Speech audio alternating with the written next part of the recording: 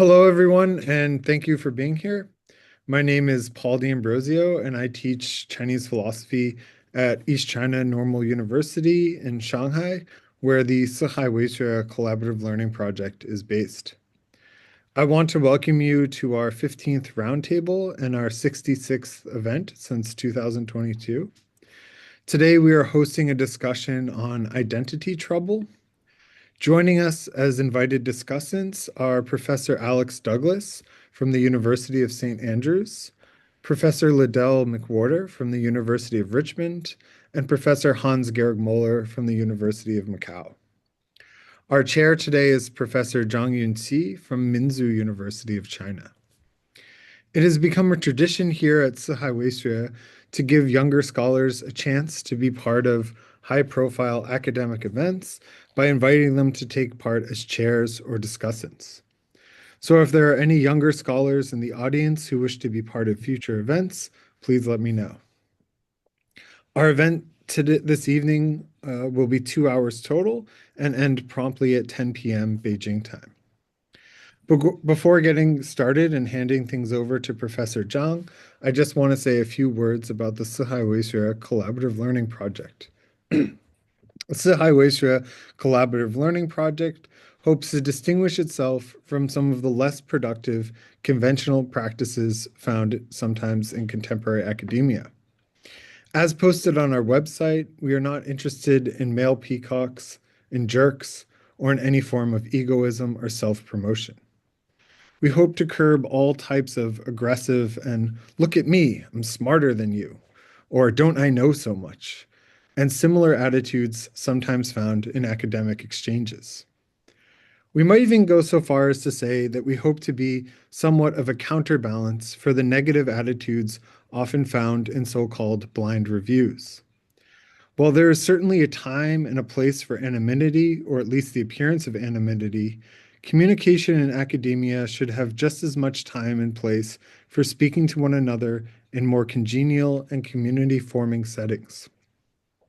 The neologism 四海为学, which was created by Robin Wong, is a play on 四海为家, or something like everyone in the world is part of a giant family, for lack of a more precise translation.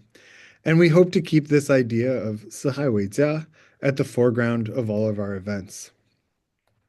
The 四海为学collaborative learning project seeks to accomplish these shifts in orientation during academic exchange by encouraging productive communication, humble discussions, real questions, and responses that are open and honest. We hope to foster environments where people truly learn from and with one another. So before getting started, I just want to once again thank everyone for being with us here today. I want to introduce our chair as well, Professor Zhang Yunqi. She is Assistant Professor of Philosophy at the Minzu University of China. She received her BA and PhD from the Department of Philosophy at Peking University, or Beida, one of the best schools in mainland China. Her research focuses on Guoxiang and Neo-Taoism. Broadly, she is interested in the problem of time, change, and their ethical implications in ancient Chinese philosophy. Thank you very much for hosting today, Professor Zhang. The screen is yours. Thank you, Paul. Thank you, Paul, for giving me this opportunity to be the moderator. So maybe should I introduce the format of how much time? Okay. So today's roundtable will be conducted in the following format. So each speaker will present for 6 minutes on their book, and then they will have a 9 minutes discussion with each of the other two speakers, and then after all the presentation and discussions are over, we will open the floor to the audience. And so let me first introduce our first speaker, Professor Alexander Douglas. He is a senior lecturer in philosophy at the University of St. Andrews School of Philosophical, Anthropological, and Film Studies. His research centers on the philosophy of the human sciences, exploring the connection between philosophical conceptions of identity and social interaction. He specializes in the study of Spinoza. His work also spans the philosophy of religion, political economy, British idealism, and early Taoist texts, particularly the Zhang. Now let's welcome Professor Douglas. Well, thank you so much, Professor Zhang, and also to Professor D'Ambrosio for inviting me. I loved that description of what Sihai Shui is all about, and I fully believe in this project of collaborative learning. I find it interesting, in fact, that I think that all three of us presenting today have tried to grapple with why it's so difficult to achieve things like collaborative learning, to realize the ideals that we've begun this by speaking about. And I think all three of us agree that it's something to do with the relation that we have to our ego or to our identity or to our self or to our personhood or something like that. So I chose to go in the direction of thinking about identity. And I think identity is important because it comes from something so deep and so fundamental. It almost lies beneath the level of what we normally call the psychological. We have, according to the figures who I've been studying recently, which are on one hand Zhuangzi, or in this audience I could say probably I draw at least as much on the commentary of Guoshang as on the text of the Zhuangzi itself. But for the purposes of the public-facing book, I just said Zhuangzi. And the early modern Dutch, originally Jewish philosopher Benedict de Spinoza, and the French, more contemporary 20th century thinker René Girard. I think that all three of these figures share an interesting theory of identity, which is that our longing for identity comes from something, as I say, extremely deep and fundamental, which is our kind of drive for being, our survival instinct. The way Spinoza puts it is he says each thing strives to persevere in its being. But what does its being mean? You know, what does it mean to strive to remain in the world? To do that consciously, you have to have some notion of what it is that you are. And that's your identity. You know, I'm not striving to remain as just anything. If I'm transformed into something so different from myself that I no longer recognize it, then that doesn't count as persevering in my being. So to persevere in my being, to satisfy this longing that we have to continue to exist, we need some notion of what we are. But all three of these figures say that we don't know what we are. We don't start off knowing that. You can't just introspect and figure that out, because when you introspect, you look inside yourself and you find all these different things. You have different attributes, different qualities. We're all full of various and contradictory traits. So we, without necessarily doing it consciously, we derive our first idea of our identity through emulation. We don't necessarily know that we're doing it, but we look to somebody else in the world who looks to exemplify the kind of thing that we think we really are. And then we're guided by trying to achieve the most perfect resemblance between ourselves and this exemplar. And this leads to all sorts of problems. And so a lot of what I've been writing about recently has been the kinds of problems that it leads to and how we might find a better way of dealing with this deep tendency that we have. Do you think that's enough, or should I say more? And according to the time track, you still have like, I think a little bit of time. But if you want to, it's also okay if like we proceed to the next part. Maybe I'll say one more thing. I mean, it's interesting. I think we all agreed that the format, we would minimize the bit where we're speaking on our own for as long as possible, which I think also tells you something about the research interests that we have and our ideas about individualism. But I will just then, in that case, say a little bit more about what I think the problem is, which is because we emulate, we find our identity by emulation. one quality that any emulated figure has is the quality of being emulated, of being an exemplar to somebody else. And so very quickly, we take on this desire as well. If we want to be like our exemplar, then we want to be an exemplar ourselves. But this leads to a very competitive social dynamic where everybody is trying to be the influencer and nobody wants to be the influenced, right? Everybody is trying to kind of be the one who attracts exemplars. And this is inconsistent. I think that a lot of our current social dynamics, but also patterns all through history, can be explained to some extent by looking at this puzzle. I won't say anything now about what I think that the proposed solution is, because I think that that's something we all have slightly different takes on, but maybe that's enough to get us going. Thank you, Professor Douglas. So for the next part, I think according to the agenda, you have 9 minutes to discuss with Professor McWhorter. Please welcome. Thank you. Thank you, Alex and Jonnie, for moderating. It's very, very exciting to be here and to have the chance to have this discussion. So, Alex, I found your book very interesting and very complex. And my project and my inclination in general is to look at particular strands of thought and not quite such big concepts as identity is for you. And so my book is on personhood, and it's very specifically about personhood and the way that concept has developed, especially in the last 300 years or so.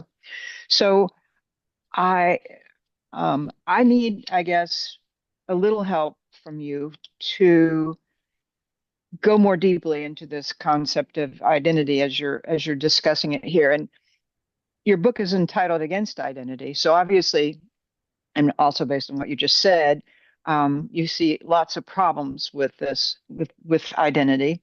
And so I wanted to ask if you could talk a little bit more about maybe some of the specific kinds of, well, some of what is objectionable about identity. And I'm going to give you a multiple choice question just because for me it's early morning and that's easier.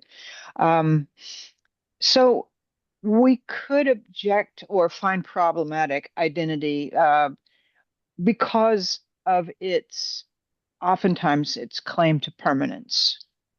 And at times in the book, you talk about the possibility of detachment or playfulness with regard to identity. And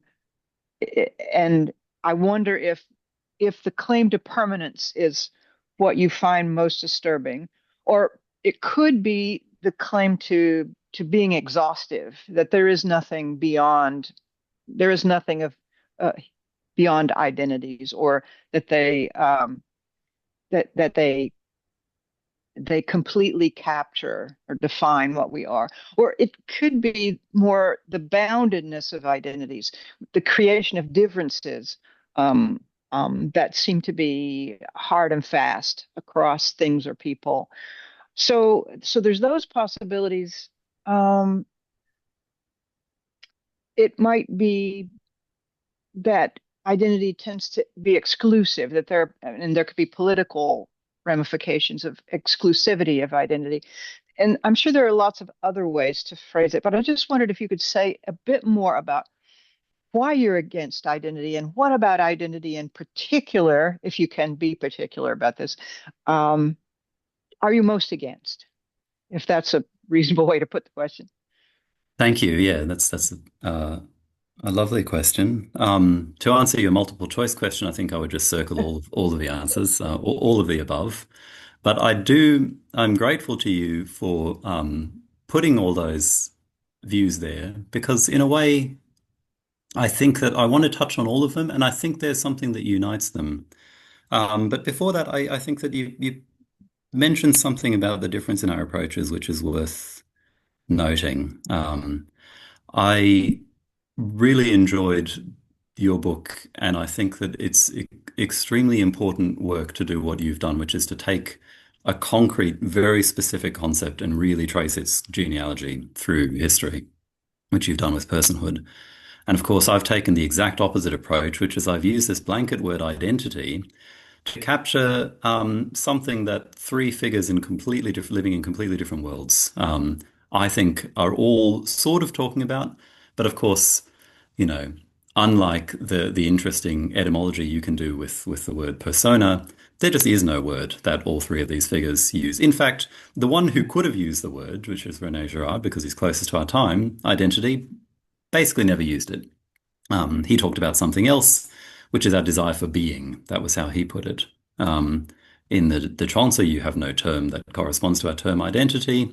There is this famous line in the very first chapter where, you know, three different exemplary, or maybe exemplary is the wrong word, but three different kind of elevated figures are talked about.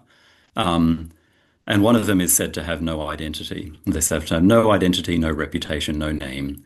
And the thing that's usually translated as no identity is uji, ji, there.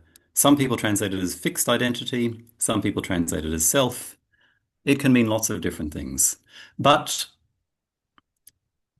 one reason I use the word identity, if you think about the Latin term idem, from which identity comes, the same. So unus et idem, one and the same.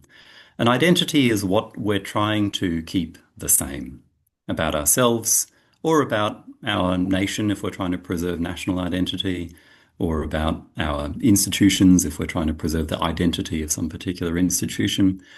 And this fixity, this kind of attempt to hold something steady, on one hand, you know, is the source of all of our motivations in some way. You know, we're all trying to preserve things that we find precious and worth preserving. But on the other hand, runs into, I think, all the difficulties you listed. On one, you know, it's opposed, first of all, to, in the Zhuangzi, you have this notion of the transformation of things. I think there's a straightforward temporal way to understand that things are actually transforming in time. And if you get too attached to a particular identity, you're only headed for disappointment. But also, I think things are transforming in a more ontologically rich sense. There's a kind of ambiguity to all things, that any concept that you apply to a thing will leave certain things out. Any attempt to kind of identify yourself or anything else will not do full justice to how mysterious a world we live in, you know, the way that everything is kind of integrated with everything else, that everything is already kind of starting to change into something else, even the moment you look at it. And so our excessive emphasis on identity in our culture, our fixation with identity, squeezes out transformation in all of these senses. It puts us at odds with the transformative nature of the world that we live in. So, you know, I tried to use both everyday examples and more kind of arcane philosophical reflections in the book. An everyday example might be something like a person who finds their identity in their occupation at some point will face retirement and they won't know who they are anymore. You know, this kind of anxiety that we face. Or you define yourself by a certain model of success, and then you find that people around you are changing the rules of the game, you know, that success means something different. So, you know, we have these intergenerational conflicts, we have these interpersonal conflicts, we have these political conflicts that I think all stem from this idea. If I want to define myself as something, the world has to stay the same enough for my self-definition to continue working. And as I say, that puts us at odds with each other and with just the general nature of reality. So when you're thinking about identity, then you're thinking about it in relation to people. You don't mean to be against identity in the sense of the identities of things, and in a kind of Greek philosophical sense, worry about what an essence of something is. That's not part of your project. Would you say that? No, I think that that is part of it because I think Okay. that they're bound up together. I think that seeing yourself in a particular way requires you to see the world in a particular way. If I want to see my identity as, you know, Australianness is fundamental to my identity. I have to believe that there's some Australian essence, you know, that really defines what it is to be this. But then I have to look at the whole world like this. I have to, well, then other nations must also have their essences. And before you know it, I've built a whole ontology for myself, you know. I now need to put everything into particular categories, and all these categories need to work in a kind of systematic way, such that I can situate myself in this map of concepts. But there's this other way of looking at the world, which is actually something I'm going to ask you about, because I think you mentioned it very briefly, where we're ready to be surprised by things. We're ready to kind of ponder things without not knowing quite what they are. In fact, we're comfortable with never maybe quite settling what anything is. And I think that when you acquire the ability to experience the world like that, you can also relax your own sort of attachment to your own identity, your own sense of self. Mhm. Can you say something about, I don't want to put words in your mouth. I want to, I'm inclined to say the more proper relationship to identities, but that's probably not the right way to phrase it. But something maybe along the lines of when you talk about playfulness or detachment, what can you describe a little bit more about that other sort of attitude or way of being? Yeah, I'm glad you raised that, because also the title, I realize, has been misleading to people. Against identity sounds very polemical. And if you see the kinds of, you know, things that I say in the book, one thing that I'm against is polemical positions, because, you know, you have to have a certain amount of self-confidence to say something as polemical as I'm against X or Y. What I really meant was, I think that there's this kind of enormous compulsion towards identity, which is both internally and externally driven. I haven't said much about what I think the external drivers are, but you know, we're pulled towards identity. And what I was really thinking about is, well, what can pull us in the opposite direction? You know, what can draw us occasionally away from identity? You know, allow us to sort of move away from our ways of defining ourselves and other things, and be ready to confront the world anew. Um, I read a quotation the other day from Foucault, which I know is a thinker that you engage with a bit, and I think this summarizes the attitude that I'm talking about a little bit. He talks about curiosity. So after he's been, you know, this is in his Master Philosopher, as you know, I'm sure, it's his Master Philosopher interview, where he wasn't revealing his identity. In the interview, he says a few things about curiosity, and then he says, you know, curiosity today is seen as a kind of futility. However, I like the word. It evokes care. It evokes the care one takes of what exists and what might exist, a sharpened sense of reality, but one that is never immobilized before it, a readiness to find what surrounds us strange and odd, a certain determination to throw off familiar ways of thought and to look at the same things in a different way, a passion for seizing what is happening now and what is disappearing, a lack of respect for traditional hierarchies of what is important and fundamental. And then Foucault says he dreams of a new age of curiosity. And I think that's the attitude, you know. I mentioned in the book that there's a line misattributed, I think, to Walt Whitman, which is be curious, not judgmental. Or even if Walt Whitman didn't say it, I think it's you know, a nice kind of sloganized version of the attitude that I'm trying to speak about. Well, thank you. That's helpful. And yeah, I love the quotation from Foucault too. Thank you. Yeah. How are we on time, Jonnie? Yeah, thank you. I think your first part of the discussion time is up. I just realized I made a big mistake that I didn't introduce Professor McWhorter. Maybe I should I should introduce Professor McWhorter now, or should I? Yeah, I'd probably wait until before I do my overview. Might be better. Yeah. Okay. So do I like introduce Professor Moeller now, or wait until his presentation time? Feel free to introduce me, Jonnie. Sorry, thank you. So now let's so now Professor Douglas is to have discussion with Professor Hans-Georg Moeller, who specializes in Chinese and comparative philosophy with a particular focus on Taoism and social system theory. Following teaching posts at the University of Bonn, Brock University, and the University College Cork, he is now a professor of philosophy at the University of Macau. His work has been very influential in a number of areas, and his YouTube channel is surprisingly successful for a philosophy professor. It is great to have the influencer Professor Moeller with us tonight. Thank you very much, Jonnie. Yeah, and thanks to everyone else as well. I guess the idea for this roundtable is that we all recently published books, not really knowing one another, at least not in person. I don't think we ever met in person.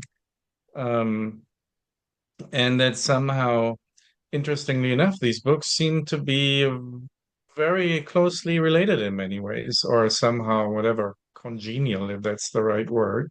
Alex's book Against Identity, which was published not that long ago. When was it published, Alex? July this year. Yeah.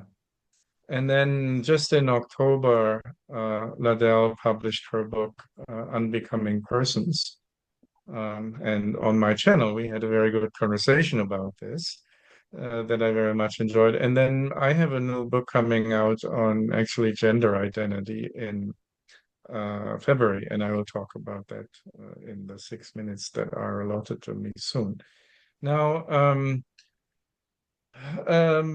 I see a great kind of overlap between these books, even though, as was already pointed out by both of you, Ladelle and Alex, we have, of course, different backgrounds and different methodological approaches. But still, I guess in substance, there's a lot of overlap. And I see us kind of outside of the current academic mainstream, at least in the West, because, of course, like identity and personhood, these are strongly, let's say, they have a very strong moral and political weight and legal weight. Parts of Ladelle's book is about that. And on top of that, they also have a very strong metaphysical and religious or civil religious weight. So it's kind of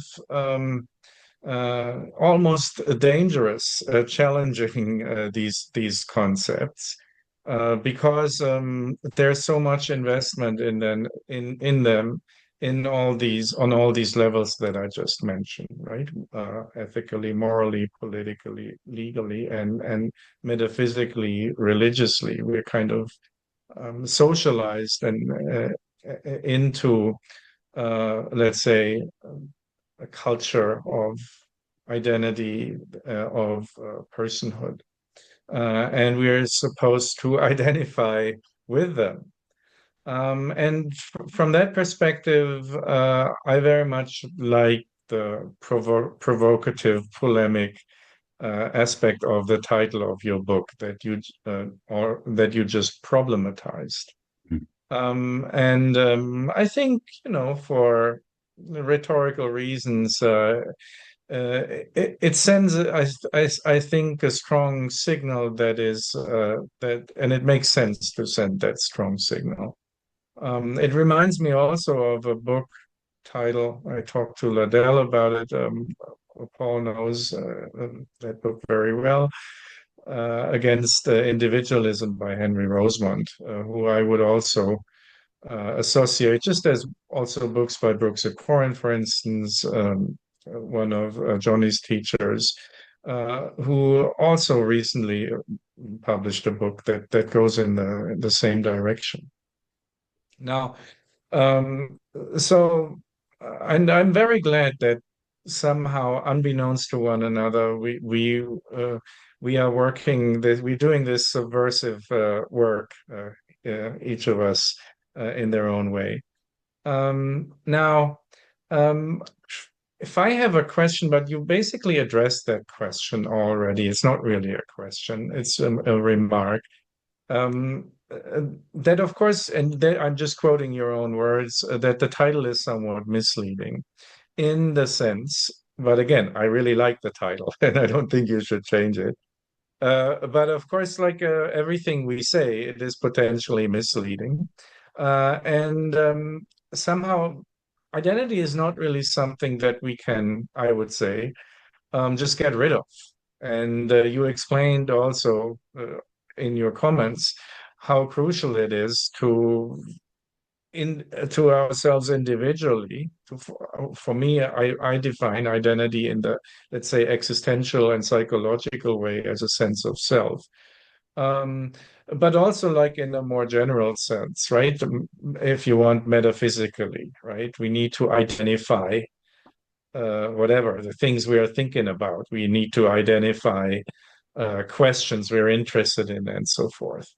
And so um, there is a certain paradoxical aspect in it. And I mean, another thing also very well known in our language, right? We still, if we argue against identity, we still constantly identify ourselves and identify what we are talking about. So in this discourse against identity, we're at the same time perpetuating that very discourse. Mm. And yeah, I would just like to respond you to that inbuilt paradox. Yeah. First of all, very briefly, let me say it's a shame about the Rosemont book because it sounds like my title was a reference to that, and I don't mention it at all. But it's only because I didn't learn about this book until it was too late. But yeah, I agree. There's something kind of subversive that all three of us are doing, which I hope to get into more as I ask questions to the two of you. But um, I think that what you're referring to is, again, this is something very, very openly addressed in the Chuang-Tzu. There's something very paradoxical about a message like the message of the Chuang-Tzu, which is, don't consciously pursue some kind of way. Don't consciously try to form an exemplary identity for yourself or any kind of identity. And yet, in saying that, it's so easy to sound like you're just setting up another kind of way, another kind of identity for people to follow. And so I guess the problem with taking a polemical anti-identity stance is it sounds like I'm defining myself now by this anti-identity stance, especially because, underneath the title is my name. Somebody asked me why I didn't publish anonymously. I said it didn't actually occur to me. But so, there's something very, very dangerous about blundering naively into that paradox. I think that I have to kind of maintain an attitude of playfulness around it in the way that Zhuangzi does. That, you sort of tease the paradox a bit, kind of, dance around it. But fundamentally, I think what I learned from the three thinkers I studied is that it's very naive to think that there's some kind of human pathology that drives us towards identity, which some spiritual elite can just opt out of, that you can just somehow switch this off. And to me, because what I think is driving it is this mimetic tendency, this way that we find identity in others and emulate them. The idea that, just stop emulating. I think you have that kind of idea in at least some of the cruder moments of the existentialist authors, that you can just kind of summon this act of radical self-creation from within yourself that isn't in relation to external exemplars. I don't think that that's possible. I think the only thing you can do is go in the other direction, open yourself to be influenced even more, to be much more influenced by a wider range of influences, to hear voices that you weren't hearing before, to kind of pick out figures that you hadn't noticed in the kind of darker corners of your prejudice-driven experience of the world. So I guess I should, I just want to be careful about elevating against identity as if it's some sort of heroic act of self-improvement that the individual has the power to conduct on their own. Right. I was just thinking about a different topic, and well, we don't have that much time, so I might just switch to different topic. Because I found this interesting that you were mentioning both at the beginning and now also in your response to my first remark, that you were focusing against on emulation and this idea that identity, let's say existentially, personally, comes about through emulation. There's a book by John Maycomb, sinologist, Emulating the Wise. And I don't want to talk about the book, but the title is about the actual meaning of the Japanese transliteration of first Japanese of the Western term philosophy, in Chinese, contemporary Chinese. And as he traces that in the introduction to the book, this can be literally understood, this term, as emulating the wise, right? That and that is of course a different connotation from, let's say, the literal meaning of the word philosophy in Latin is, or going back to Greek, and then is the love of wisdom, right? Greek. So this that in the Confucian context and in the East Asian context, not in the Taoist context, and then somehow the Taoists would kind of be anti-philosophers in that sense, right? That they don't really get hooked to that same project. And I think that's, again, if we have this sinological discussion here, that's actually a big topic in the Zhuangzi, that he's kind of arguing against the emulation of the wise. And this is used a lot of humor to show that the wise are fools and that those who emulate the wise end up with hopeless hypocrisy and so forth. Yeah. So in that sense, we are, that's almost an anti-philosophical, counter-philosophical project. And that speaks again to this kind of subversion theme that somehow connects all of us. So I had never thought about this kind of connection between emulating the wise between the word. It was just like an idea that I had when listening to what you said. So I do think that makes a lot of sense to define identity in the way that you define it, on the basis of emulation. Yeah. But then, of course, like from my perspective, somehow in the modern West, we also have this counter movement against emulating the wise, right? And somehow the true philosopher is supposed to be is the philosopher who kind of no longer who does something new, the innovation thing, and who kind of reverses the truth of the previous philosophers, and the person who just emulates is regarded, in my terminology, as inauthentic. So Yes. emulation becomes somehow a bad word in modernity, and nevertheless, then that is seen as, if you emulate too much, you copy the identity of someone else. So you kind of fail in achieving your own identity. In order to achieve your own identity, you need not to emulate someone else, but discover or create your own yourself. originality. Yeah.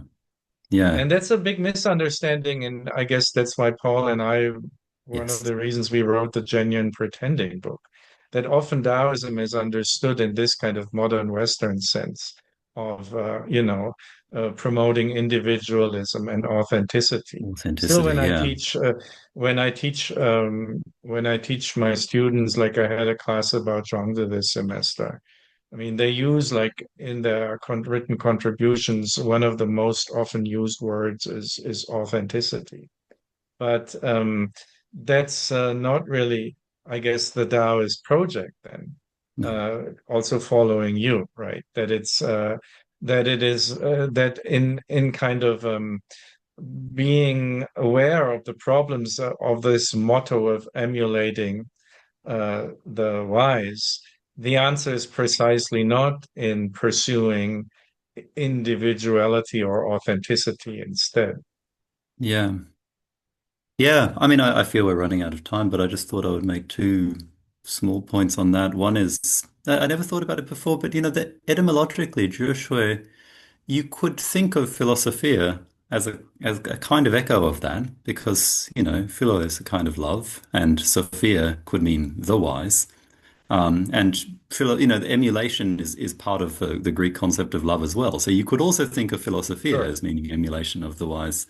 And the role of exemplars in Greek philosophy, I think, has not been noted as much as in sort of Confucian philosophy, but it's very much there. But that's just a small point. But yeah, I think it's actually fascinating to think about. Yeah, to a certain extent, the project that I'm embarked on, and maybe you as well, and maybe Ladelle as well, is anti-philosophical according to a certain very prominent conception of philosophy. The other thought I would that just occurred to me is, not only is the wise mocked in Zhuangzi, even figures who appear to be putting Zhuangzi's own principles into practice are mocked when they do it explicitly and boast about it. There's the famous bit where Yunqi says, "Oh, I fasted the mind. Look what I've done." And Confucius sort of mocks him. He says, "Oh, well, then maybe you should be my teacher." But of course, it's silly because he's saying it, right? It's silly because he's turned it into a philosophy. So this is a philosophy that resists being converted into a philosophy, and I think that's absolutely fundamental to the nature of the project. And I think that you and I, at least, have both clearly been influenced by that.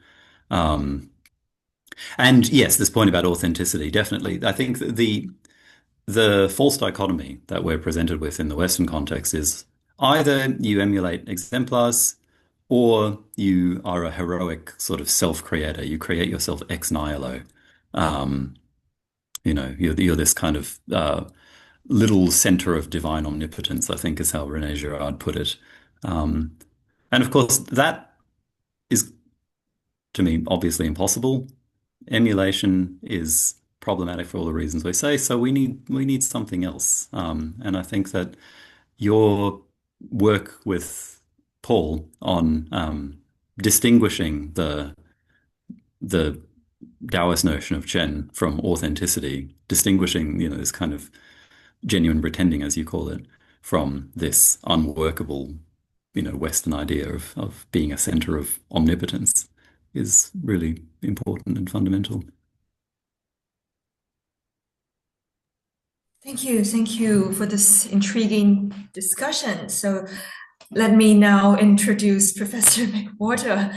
So our second speaker presenter today is Professor Ladelle McWhorter. She holds the James Thomas Professorship in Philosophy and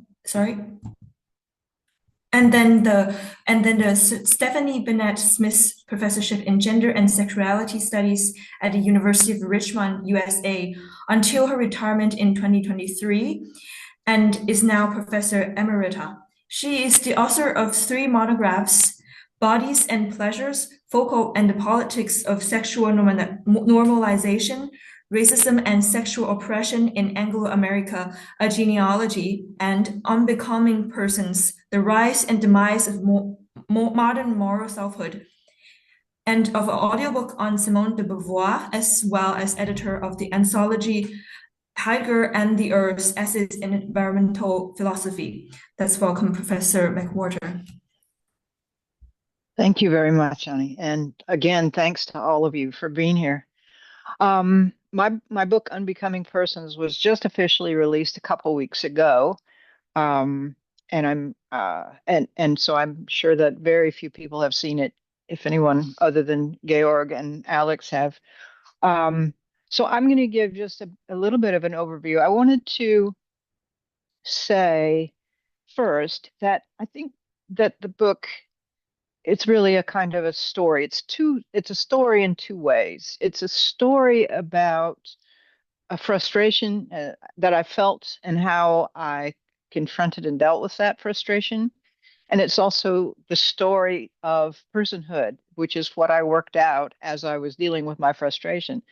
So it began more than a decade ago. It began with my anguish, really, over how could I live well in this world, that's globalized world, as a consumer, as a citizen, and so forth. It seemed that I was implicated in so much of what I thought was unjust or oppressive to other people, environmentally destructive, and those sorts of things. And yet it seemed so difficult to cease to participate in those things. And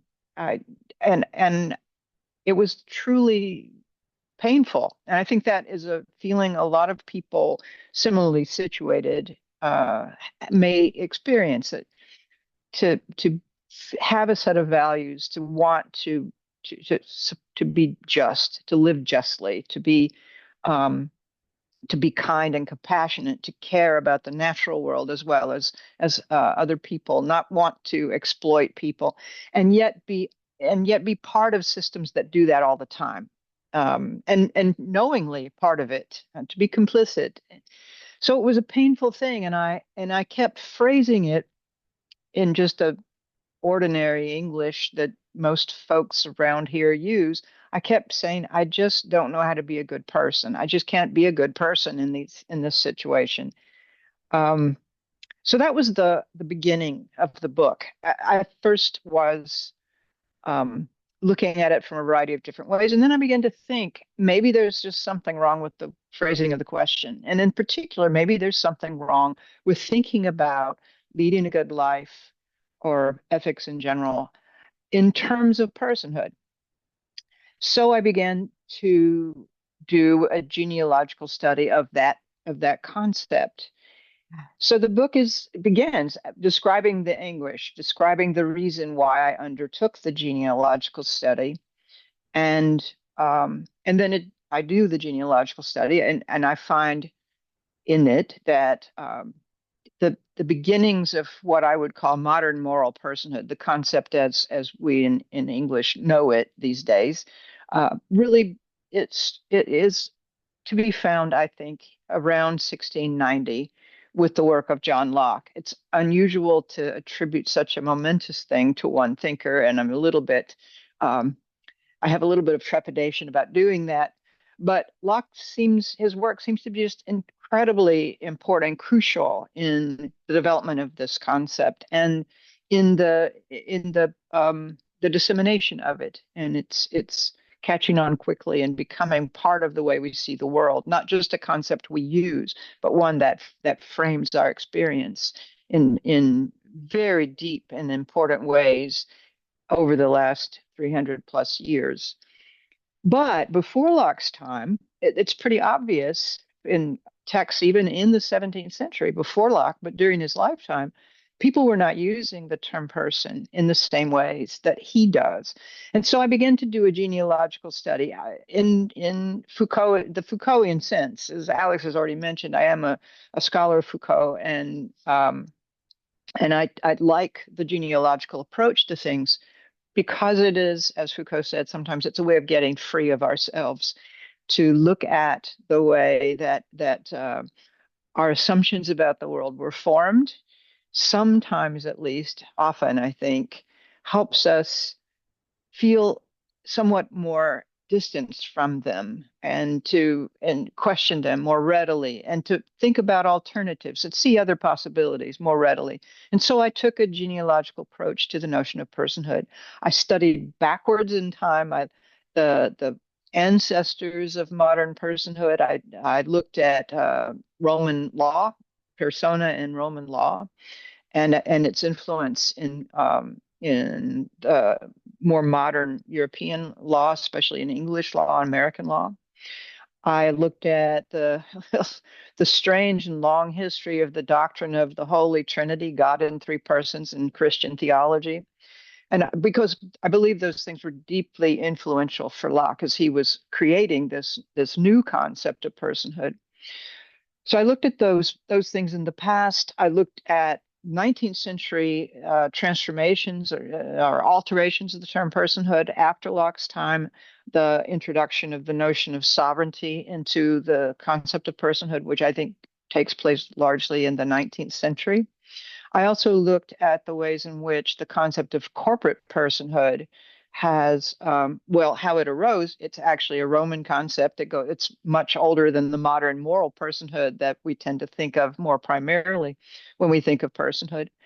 But so I looked at corporations and corporate law in the 19th and 20th centuries, and at the ways in which those, both the sovereignty discourse and the corporate legal discourses, have shaped, transformed the notion of the moral person, but also, and I think, and this is how the story of the anguish culminates, I guess, how those aspects of our world have destabilized and rendered personhood as a moral concept very problematic in practice. I mean, not just conceptually. So the first 4 chapters of the book are that genealogical study. The last 3 chapters of the book are my attempt to take it further, to imagine possibilities that the destabilization of personhood might afford us. There's a chapter on the concept of ownership, going more deeply into that concept because it is such a central component of personhood. But it could be thought of separately or independently of personhood. And then there's a chapter on individuality. And then the last chapter is really it's an imaginative chapter, certainly not definitive, where I try to think about, think in particular about jettisoning the notion of ownership as a central concept in ethical life, instead of owning up to what I've done or owning my actions or owning objects, owning myself somehow, as many Western legal theorists think of it. Instead of that, thinking of myself as belonging to the world, as belonging to communities. That's a reversal in a way. It might be a kind of a neat, tidy little reversal, and for that reason, suspect. But I think the notion of belonging and of active engagement in belonging is, and an independence on that to which we belong, can be a way of thinking about ourselves. That's imaginable, even within the lineage of personhood that I have inherited, that many of us, most of us perhaps here, have inherited. So that's the story of the book, the story of how the book came to be, the story that's told in the book. I think it's more of a story than an argument, in that it does not reach a conclusion that I would want to defend.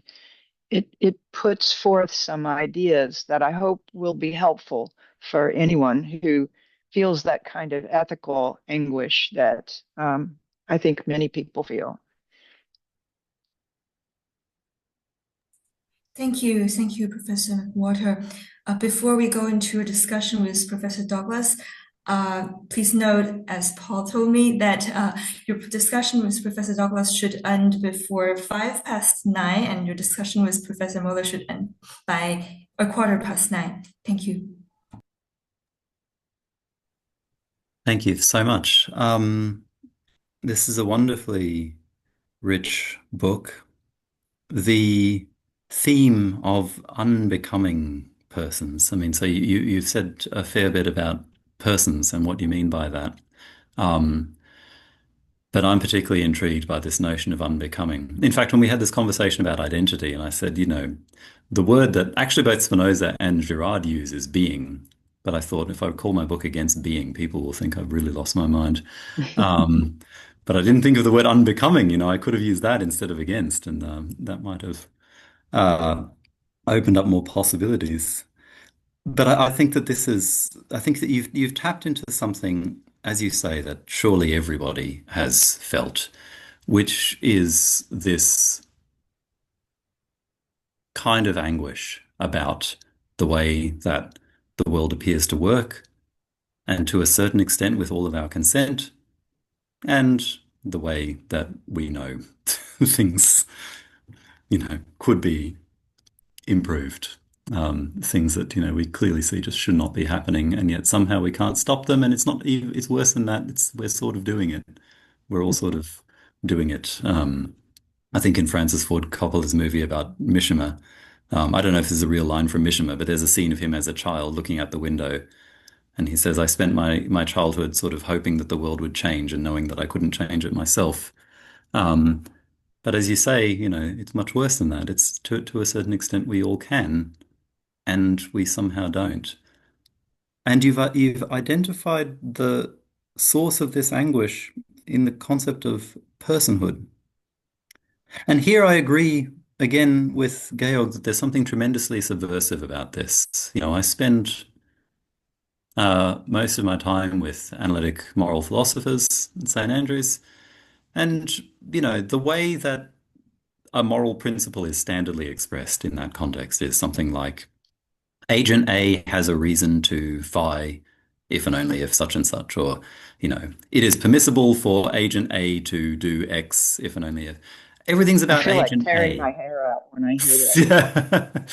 Yeah. Well, yeah, and to give them their due, what they're trying to do is articulate what they call our moral intuitions. They call them moral intuitions, I call them the sort of inheritance of centuries of cultural baggage. But I think that for what they're trying to do, they are doing it successfully. They are, kind of successfully formalizing a way of thinking about moral issues that we've all internalized. And it's all about Agent A.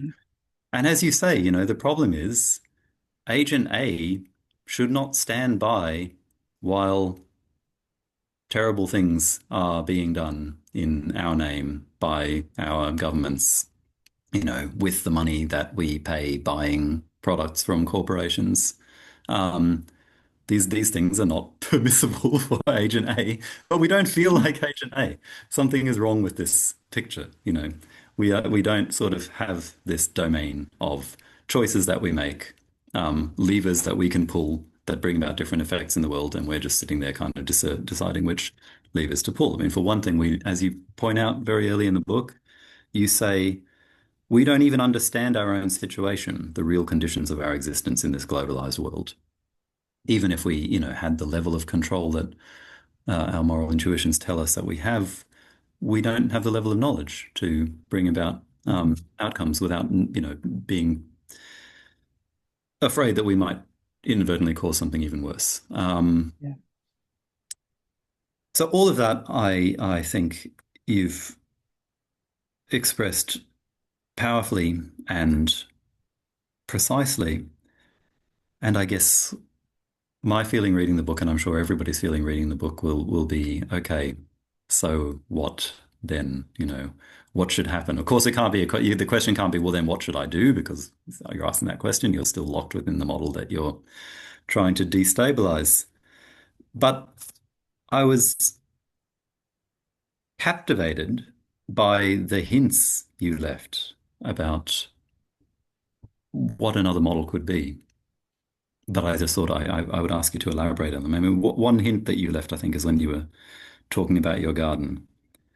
You said, I've made thousands of decisions about what would take place there, but not even once have I felt in control. There's some kind of model there about a different way of being integrated in the world. You're responding to your garden, you're aware of it, you're making decisions there, but you're not feeling like you control it, that you're sort of deciding on outcomes and bringing them about. I understand that at the level of a garden, and it has resonances with this sort of Taoist notion of Wu that Georg and I are both interested in. But how does that translate to a different way of being in a social, political situation? I want to say I don't know, but I guess I'm not allowed to be that blunt. The only thing that I know to do at this point is to try. I've read, as I discuss a little bit in the book, I've read some works by some indigenous North American writers, particularly Leanne Simpson and Robin Kimmerer. They both talk about ways of being with land, and they talk about land. Aki is the word that they use about land as something dynamic, as not as a dynamic, interactive, constantly shifting. I don't know. Can I say place in which we are, in which we take place, in which all things do, and it's dynamic differentiating going on, but there is no control. And so what I talk about when I talk about dependent belonging, and I'll start with the dependence part, is that is what makes possible the lives that we have, the experiences that we have, our being together, and recognition of our just utter dependence on those forces, on that dynamic, on those relations, our dependence on that, rather than our freedom, our independence, our accomplishments. Recognizing that, I think, will shift what questions we ask and what actions we see as appropriate. I don't know exactly how it will shift everything, but I believe that taking that attitude, or being oriented in that way, it has great value. Promise, I guess. It has promise. The notion of dependence. Yeah. And then when I talk about it in terms of active belonging, not just dependent belonging, but active belonging, there's another level to that. Not just the awareness of the dependence, and perhaps maybe to some extent the reverence with regard to what we depend on, and the interdependence of ourselves with others, and others' dependence upon us too, along with that belonging, the notions of contingency that go with it. Then the active part is always seeing ourselves as as expressing who we are, what we are, as contributing to I don't know the right word to use, the health. I want to avoid saying the preservation of that key, if I can use that word. I'm not sure I should. The land, the forces that make us possible, however we might want to characterize that. So that doesn't give me any set of principles to work by, but I think it does rule out some things. It makes it much less likely that if I or we were to follow that path, that we would do things that are extremely harmful and destructive to the environment, for example. It doesn't help me solve the problem, as I discuss in the book, about how to get my food. Right. One of the things in chapter 7 is, okay, I can garden, I can raise chickens, I can order my food from Amazon, I can shop at grocery stores, I can do all these things to get food. But what combination of practices best expresses dependent belonging? I can't just opt out of a global food system. There's no way for me to do that. It's not physically possible for me, and for, I think, probably anybody here. But what are the practices that most express awareness of my dependence and awareness of the dynamic living interactiveness that makes us possible, that enables us from moment to moment. So I'm hoping it gives a kind of guidance, even though it gives no principles. But I'm just trying to learn how to live that way, as I try to be less and less bound by the notion of personhood. I wish I could say something more definitive, but that's probably my philosophical training back in the day telling me to do that. Just say something more definitive. No, yeah. No. That would be asserting the wrong kind of agency to try to. Yes, I'm afraid it would. And maybe yet it was an unfair question of mine, actually. Come to think of it. Yeah. Do I have time to ask one more, or should we move on to Georg? Paul says 9:05. So Okay. 1 minute. No, let's move to Georg in that case. Then welcome. Right, yeah. Moeller. I think I spoke too long in my previous contribution, so I'll make it short. I really like the first chapter of your book, Ladelle. God is no respecter of persons, is the title, is the quote. And I have a remark on that, but since I don't want to talk too much, maybe you can uh, tell also the listeners today again what that sentence is about and what that chapter is about, briefly. Oh, thank you. Yes. So when I began the story, okay, there were actually two points of departure in the undertaking of this genealogy of personhood. One was the anguish of not being able to be a good person. The other was that I'd come across these pamphlets from the mid 17th century from an English dissenting group called, mostly known now as the Diggers. Foucault had written a little bit about them in Society Must Be Defended. And so I was familiar with them and had gone and looked them up and researched them for my previous book that I published in 2009.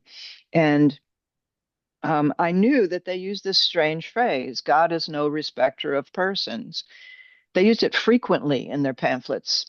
And that just doesn't make good 21st century English sense because surely God should respect persons. I mean, or at least we should respect persons, right? That's the whole point of personhood in a way, at least in moral theories, in Kant's lineage anyway. So what were they saying? And they take this quotation directly out of the King James translation of the Bible, and I read the whole thing cover to cover over a period of months and wrote down every time that phrase or something close to it occurs in the King James Bible, and it's just all over the place.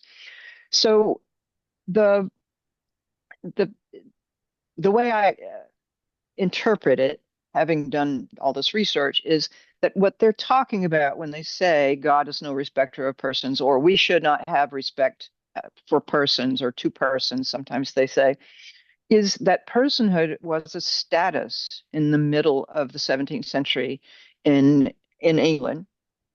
It was not the singular of people. It was sometimes used as a singular of people already at that time, but the more primary usage seems to have been this notion of a status, a social status of superiority, and a political status and an economic status. The persons that God had no respect to or for um, are the landowners, the wealthy people who were enclosing commons, who were driving peasants off land, who were oftentimes this was to cut timber to make ships for the Royal Navy and that sort of thing. But anyway, people were starving to death. It was a terrible time in England anyway because of the civil wars and there was plague and there were all kinds of economic dislocations. But these wealthy people were claiming that they owned property, and they were claiming that because they had the legal status of property owners. They also had the political status of representation in Parliament that commoners didn't have, or most people didn't have anyway. And they had all kinds of rights and power as wealthy people do. So the Diggers were protesting not that they were not being treated as persons themselves, that they were not being given consideration. They were protesting that there were persons. There should not be persons. The status of superiority should not exist. Now, that's my reading of the Diggers. I feel pretty good about that reading. I think that I'm not a scholar of history or a linguist, but I think that I'm onto something there, and there really is a turning point between 1650 when they were writing and 1690 when Locke was writing. That the change happens in political, legal, and theological perspectives in England during that 40 years. And Locke is at the center of that. So does that answer your question, Georg? Yes, of course, of course. I really like that chapter when I read the book, and I like that sentence because, as you say, it's so non-21st century like. It's so shocking to read it, right?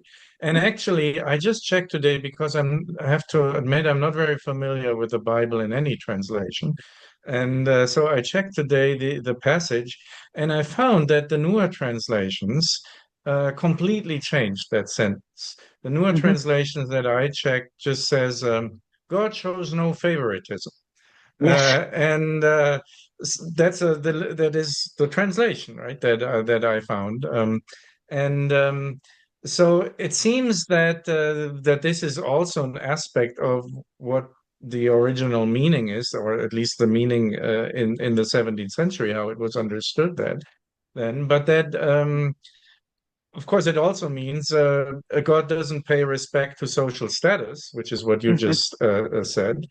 That's all already kind of gone. But there's also the subtext, also in the Digger 17th interpretation, somehow God is not an individualist, right? God is not about, it's not about expecting individual privileges or originality or anything like that. And that seems to be too scandalous to even occur in the contemporary translation. Now, I don't know the original Greek or whatever this was, the original text is in. I would assume it's Greek because it's from the New Testament. Yeah.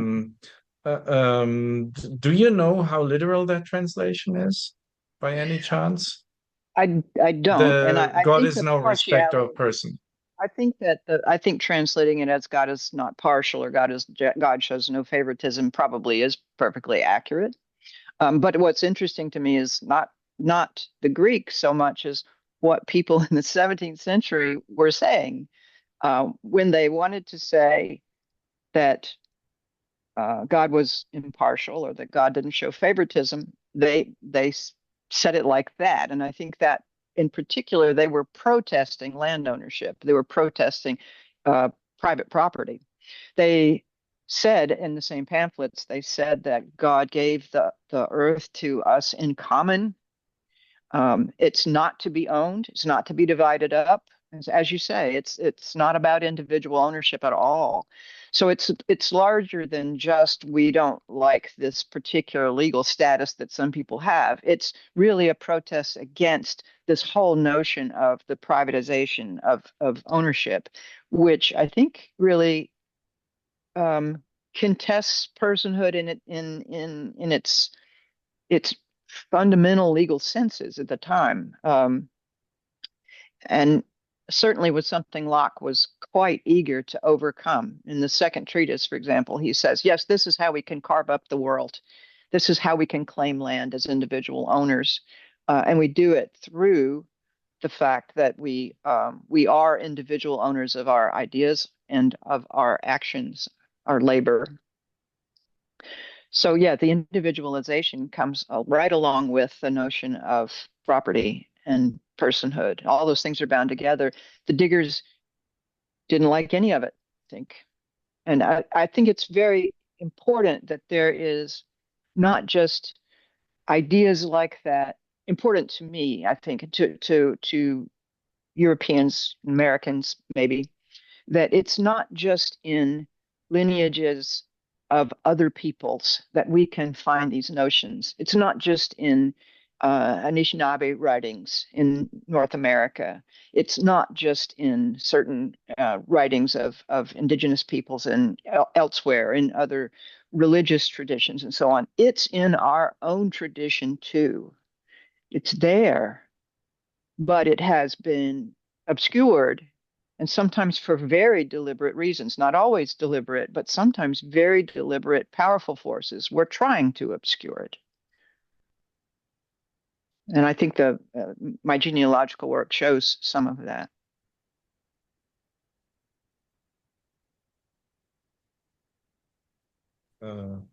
Yes. Jonnie. Oh, I think thank we're at you. the end of the allotted time Yeah, slot. just okay. So, so let's move to Professor Muller's book. Yeah, I will be brief. It would be good that we have some discussion. I have a short PowerPoint. Let me try to share that. Share. Where is it? Here it is. Can you see that?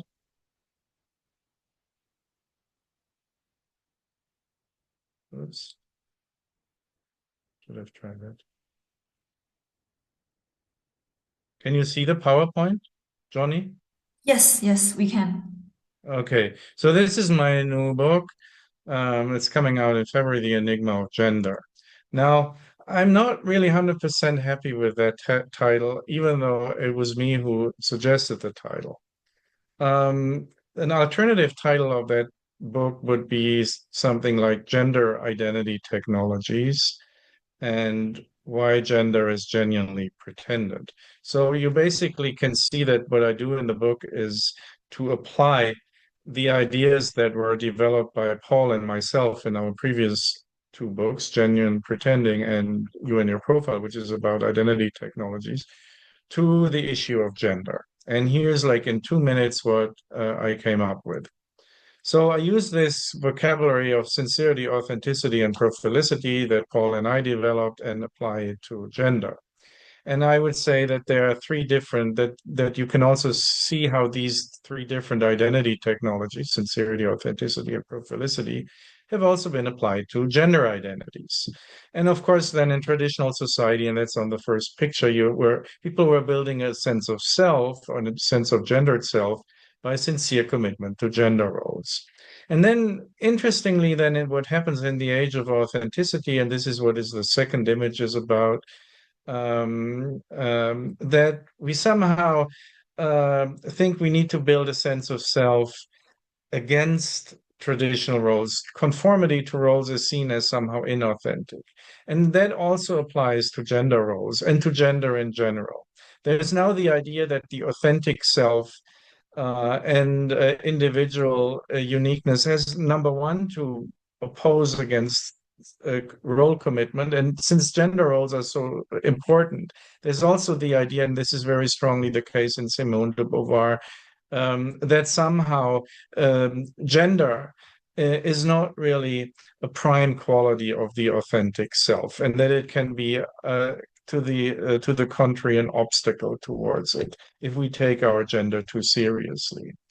But now then that has changed, I guess, in profilicity in our current times, where gender profile where gendered identity is again very important. And this is like this third picture here, where we have to kind of identify ourselves in terms of gender identity, sexual orientation, gender expression, and so forth, right? So it becomes now crucial again for people, especially younger people, but basically everyone, to kind of to gender their identity again. And the book is about numerous examples showing all these three different forms of identity technologies as applied to gender identity. Now, and what a specific focus of the book is against this contemporary idea that gender can be self-determined. And that's, of course, very strong in the transgender discourse, in the Western transgender discourse, but it has even made its way into many laws, especially one chapter is about how this is now also a law in Germany. The law is called the Law on the Self-Determination of Gender. And of course, as I just said, like I think in reality, gender identity is shaped by applying available identity technologies to oneself. So it's not something that you kind of create or find deep in yourself, but gender identity is something that you develop by applying socially supplied identity technologies. So therefore, I think that in our society today in the West, gender identity is, unlike it is often propagated or stated, by no means an act of like self-discovery, but actually some form of profile correction. And this is how we develop gender identity today. And therefore, I think that this insistence on the self-determination of gender identity that we find, for instance, in transgender discourses, is not really helping people, but it's basically an ideological project. And it's about promoting this in Western Enlightenment myth of the sovereign individual that is now kind of imposed onto people, that they also kind of need to sovereignly, I don't know if that's a word, in a sovereign mode, define and identify as gendered in this or that way. Now, this is the last slide. So basically, in other words, the book is about challenging the Western pursuit of getting one's gender right. And I think it doesn't matter which identity technology we practice or apply or pretend, they lead, of course, to some form of genuinely felt sense of gender. So this is the idea of genuine pretending. We apply a certain identity technology, we kind of pretend to have this kind of self, and then through practice, we develop a sense of gender, but it is not something that is like inherent in us. So the Taoist point then is that as far as possible, what the best we can do is to be at ease with this gender identity or with any identity, both individually and socially. And the other side of the coin is that in reality, we struggle with our identity and specifically with our gender identity, no matter which technology or mixture of technologies we apply. So again, the point is that I think it's impossible. It's an impossible task to get one's gender right. And so in that sense, I would say gender trouble, of course, this is an allusion to Butler's famous book, is difficult, or I'd say impossible to avoid, because any gender identity is genuinely pretended, and none is right. So that's the summary of the book. And now I stop sharing the PowerPoint. Thank you, Professor Moeller. So, I'm sure that there will be a very interesting discussion following. So please, now let's welcome first Professor Douglas. Thanks very much. Yeah, I read this book very much as a continuation of the work with Paul on, especially in your profile. I don't know if this is in the spirit of四海为学or not, but I thought if I would actually maybe use my time to refer back to something in your conversation with Ladelle concerning God is no respecter of persons, because something that struck me about that was the Greek term is prosopolemsia. God doesn't have prosopolemsia, which literally means face-taking, etymologically. And that made me think of the story that you and I both know, the end of the inner chapters of the Chuang-Tzu with Hundun. Hundun has a face carved upon him by these other two emperors because they have faces themselves. And I thought, what is it exactly that God is not a respecter of in the New Testament? Well, one way that you can think of a face is the self that you present to people. We require people to do this because we need to sound out each other's characters. We need to sort of be legible to each other. It's possible that the thought in the New Testament is that God, a divine omnipotent being, would have no need for people to become legible. He would be able to accept people in all of their kind of contradictions as being lots and lots of different things. God would never need to kind of reduce somebody to some kind of shorthand. And I think my question is really, first of all, do you think, as I do, that there's something harmful about any kind of form of face-taking in that sense, including the prophilic way of doing it? Or do you think that this is just a social technology that we have, and, in different eras, we switch from one mode of doing so to another. We switch from sincerity to authenticity, from authenticity to profilicity. And the problems only arise when there's a kind of conflict between two different ways, two different identity regimes.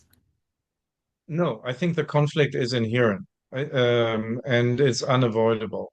A little bit like whatever Freud's civilization and its discontent, identity and its discontent. I think it's impossible to have an identity and not have this discontent. And really, the problem is, and that's the Taoist idea. And I thought that that was like similar to your against identity thing. The idea is not to become an identity fundamentalist, not to kind of be too over-invested, not to too much over-identify with one's identity, but not to, it's at the same time impossible to get rid of it. The best we can do is like in a Stoic way again, in a Spinozist way, because you're working on Spinoza, to understand the predicament we're in. And that has this therapeutic function, right? The therapeutic function is to, in a Spinozist way, to see the predicament of identity, and by seeing it, for instance, also by to develop something like a lightness of being, a lightness of a light, an identity light, and a kind of a self-ironic distancing from our identity. And I think that's the same, that's what we see in the Zhuangzi. And I think nowadays it's specifically difficult, that's why I wrote the book, to develop this lightness or this irony with regard to gender. Right now, the emphasis on gender identity is so strong that gender identity is maybe now the most dangerous of all identities, at least in the West, because we're kind of forced by certain social discourses to take our gender identity super seriously. And that's, I mean, I start the book with a reference to a discussion on a podcast by Masha Gessen, and whatever, like a non-binary or whatever called non-gender conforming person, and she makes that point. She says, or he, whatever, they, we take the gender identity issue too serious, and that's precisely the problem. And that applies to any identity. The problem is not that we have an identity, but that we over-identify with the identity, that we glorify the identity, right? And that we kind of, that this is wonderful that you found out this literal or this literal meaning of the term, more or less literal, right? That we engage in this face making, right? That we not only let society drill these holes into our face, but we take the drill ourselves and drill ourselves in that way, right? That is the predicament. Yeah, I mean, I agree. I think that the connection in the Hundan story with violence, though, to me, it's very important because we're also under enormous pressure to have faces, and I think this is something just kind of far back in our evolutionary history, that if you're not legible to the community around you, they will be unnerved by that. I think, the vast majority of people live in this condition, that you're expected to give very clear signals of who you are inside, because if you don't, people wonder what it is that you're hiding. And so I guess, the way that the gender discussion has become so vexed, and the way that this has become, such a profound issue, is, I suppose, it really is a matter of life and death in many cases, because there's so much violence associated with, people's expectations of each other's gender presentation. And I guess I wonder what you think we can do about that. Genuine pretending. Practice genuine pretending. Yeah. Yeah. I mean, obviously, it strikes me that people only become extremely aggressive about the identities of others when they have some sort of deep anxiety about their own. Of course, it's, relatively trivial. I mean, the same as psychological like point. some form of deflation of identification. a certain lightness of identity, right? Flexibility, lightness, not taking it too seriously. But this is something we have to kind of all do at the same time, right? Otherwise, Sure. Yeah. Absolutely. Yeah. Yeah. All right. Thanks. That's enough for me.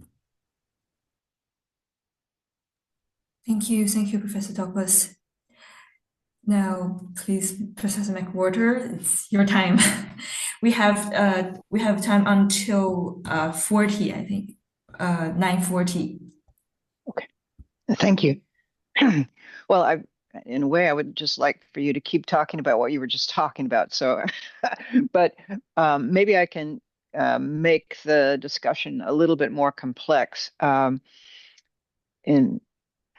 I am interested in the way that you talk about identity as a technology. So our technologies, and I wonder if it might be interesting or helpful in some ways to make a distinction between identity, whatever that might mean, and identifying practices. And I would say when identifying practices become widespread and institutionalized, they reach the level of what you're just describing as technologies. I thought that was really an interesting way to approach this issue and identities in general. Of course, what you're saying here doesn't just apply to gender identities. And then to apply it to gender identities is especially interesting. So you talk about sincerity, authenticity, and prophylicity. Those, I think, are helpful distinctions and regimes, as you put it, to understand practices of identifying. So I guess I want to ask you if you think it could be helpful to frame discussion in terms of practices or technologies rather than in terms of identities in some more objective sense. And then I wanted to ask you if, and this is a kind of continuation, I think, of Alex's question, if you think that it would be reasonable to say that there could be, or maybe are, Taoist technologies of identifying or practices of identifying. I'll just start with that. Well, okay. If you want to start with the second thing, yeah. I mean, the key Taoist point, and I learned this mostly from Paul, is that everyone is always genuinely pretending, and this is the Taoist key insight. Everyone is always genuinely pretending, and instead of I define identity as a sense of self. That's how I use the term. So again, like the sense of self is not a reflection. It is neither essential nor individual. It is, in your terminology, a certain practice, both a social practice, a behavioral practice, and a mental, a psychological practice, through which a sense of self is built and strengthened and so forth. And then through this pretense, through this pretending, we build this sense of self, and we genuinely identify with it, right? So when we are born, we don't have a strong sense of self. That's a little bit in the chapter, in the book, I talk about that, right? Clearly, the self is not original in the sense that we are born with it. And of course, it changes. But at a certain point in life, and I have it and everyone else has it, we have like this genuine experience of ourself as this is me, right? And that's a very, very strong, Alex said it at the beginning, was talking about it, that is so strong, it even transcends the psychological. So it's very genuine.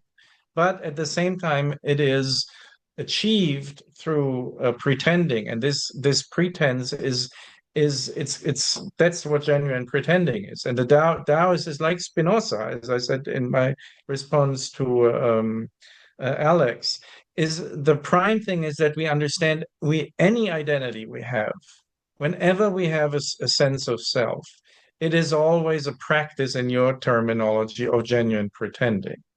And then we can use different practices or different technologies. I use technology here, of course, metaphorically, but Paul didn't like it. I like it more than him because obviously it connects so much with contemporary life, right? Now we use, and I think it has always been connected with the use of certain technologies, right? In contemporary, we use technology very much in not just to do stuff materially, but we also use technology very much so, I think, in the service of identity building, of building a sense of self. And that is so obvious currently with the new technologies, the all the algorithms and the internet and so forth. It is very much put in the service of building identity, as we say, branding, right? That's the profile identity. Another word for profile identity is branding. Now everyone is constantly engaged in branding and profile building, and all the again, like a lot of this whole thing that people are working now, developing these algorithms and so forth, and it all is about somehow connected, with the new ways of building a sense of self, I think, on an existential philosophical level. So again, the key Taoist point is first this same Spinozist Stoic point of, in a non-judgmental way, simply understanding that everyone, and especially oneself, is immersed in that everyone is always a genuine pretender. And then the therapeutic effect of this is, as I said in the discussion with Alex just a minute ago, that we can take it not so seriously, that it helps us both individually and hopefully socially to develop this kind of humorous attitude towards it, self-irony towards it.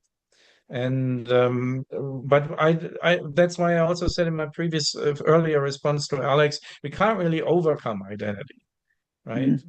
We can't get rid of it. But we can, and that's the Taoist way, we can continuously kind of get relief from it. Relief, ease is a Taoist term. Identity ease, kind of relief from the pressures of identity. So again, the Taoist point is to understand that we cannot get identity right, and that the best we can achieve is some form of, that is a Taoist term, xiao yao yo. Some form is one of the translations is the name of my channel. Some form of carefree wandering, some form of walking around with it and relating to one another with it in a mode that is reasonably enjoyable for everyone. So that's the Taoist. That's the whole Taoist thing about it. Yeah. As you were talking, I was thinking about practices and social practices and the social dimension of identifying practices. Not very long ago, in maybe 20, 30 years ago, to come out as gay, for example, to identify one's self as gay or related terms, was in one way, it was a way of identifying oneself, expressing something that was supposedly part of the self that was otherwise hidden or could be. But in another way, and in a very important way, it was a means of affiliating. It was declaring allegiance to a particular community, and that was a significant aspect of that practice. So in a way, it wasn't declaring me, my being, my uniqueness or something. It was a way of saying I belong there with those people. And sometimes I wonder if maybe we need to use different terms for these practices then, instead of identifying with and identifying as. Maybe those are two different kinds of things, and we need a different terminology. I think about this in relation to race too, that there's so much. Some people would say racial identities are they're unstable, they're shifting, and they don't reflect certain kinds of reality. Biological reality is the typical one given, and yet people will say, but if we just become a post-racial society, there's so much that we lose. And what we lose, I think, particularly for people who are members of races that are not considered the superior one, right? The more people who are oppressed racially, what is lost is that sense of affiliation. Do you think it would make sense? This is just off the top of my head. Do you think it makes sense to separate those sorts of practices, or are they so closely related that they can't really be meaningfully separated? I just sprang this one on you. I'm sorry. No, that's great. Thanks. I'll just improvise as well in my response. I think the problem with what you said about belonging and affiliation, yeah, I completely agree with that. But the thing is, these affiliations, especially in contemporary society, it's very obvious that they are incongruous, right? On the one hand, whatever, you're gay. On the other hand, you're a Catholic. On the other hand, whatever, you're a supporter of this or that political party, and so forth and so forth. So, when you're in the other affiliation, I think it's a good thing you forget about all the others, right? So whatever, like we are having a philosophical conversation now, and we're all whatever against identity and against personhood people. So we have that affiliation right now, and all the other affiliations, they are not really that relevant for the moment. But in 20 minutes, a very different affiliation will be very important for each of us. And it's not congruent with the one before. So that's like this thing that, yes, we have these identities, but they're all genuinely pretended. They're all temporary. That's an important thing in Taoism again. The important thing is to be able to get out of it. Right. And to get out of whatever, being a philosopher who is obsessed with identity questions and writes about it, and so forth, right? That when we stop this conversation, I can have another incongruent identity, which I will afterward. I'm not telling you what I'm going to do, but I can guarantee it has nothing to do with the present identity. And I think that's a good thing. And that is true for any and all identities, that they shouldn't be defining. They should enable us to do one thing for a moment, almost like Karl Marx, fisherman or whatever in the morning and critic in the afternoon and so forth. They should be in that kind of communist, incongruent relationship with one another, that they're not binding for us, that we can let go of them at the proper moment. Thank you. Thank you, professors. Thank you for this truly wonderful and stimulating discussion.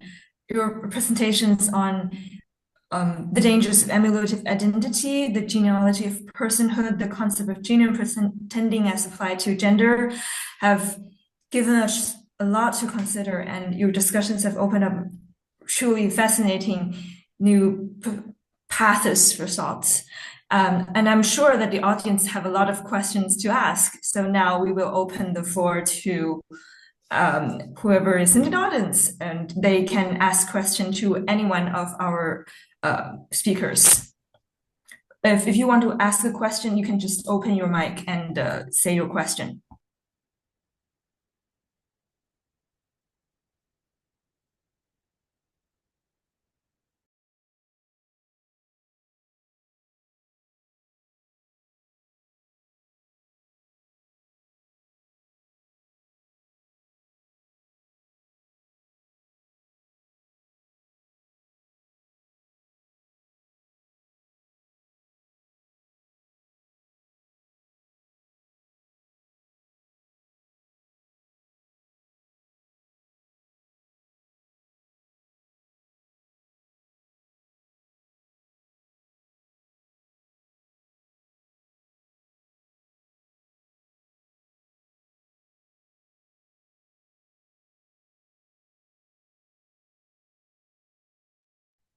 Hello, can you hear me?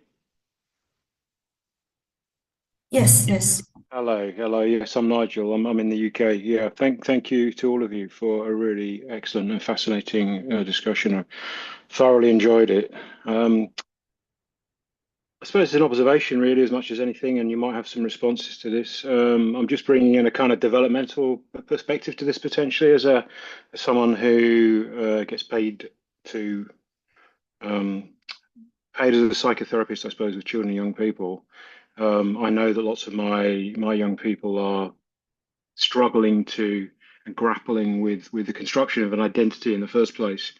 And there's a kind of famous quote from a psychotherapist called Jack Engler who said, "You kind of have to be somebody before you can become no one." And that was maybe more in a Buddhist context, but we have to. My sense is that there's a kind of almost like a curve, like a developmental curve. It's not that it's going anywhere. It's not teleological as such, but that we have to kind of build something up and reach a crescendo before we can start to let it go. And that's a life course, a life cycle kind of process perhaps, and that we see like in the latter half of life perhaps that people can start to undermine ego and let it go, whereas I think the young people I work with need to kind of build up a more robust sense of identity, if you like, before they can start to undermine it.